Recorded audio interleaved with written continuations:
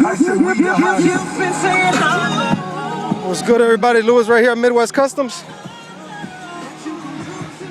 Got some new advertising on the Caddy here. We just finished up with this Ford Lightning. The whole front end was smashed up. Did the front bumper, fender, hood.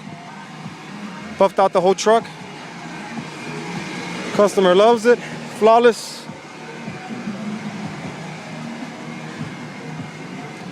We repaired this side over here. Right here. Cracked up. So that's the customer there. He's checking out his work, our work. And he's bringing us more work. This is it's a customer that already brought me vehicles before, and well, it's a never-ending story here at Midwest Customs. Anybody needs any work done? 1050 East Chicago Street, Elgin, Illinois, 60120. That's where we're at. MWK Auto Body,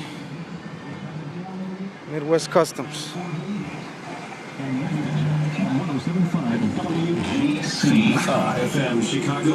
All right, Chi-Town. Tonight's download and delete is from St. Louis. All right, happy Friday to y'all. See you when I see you.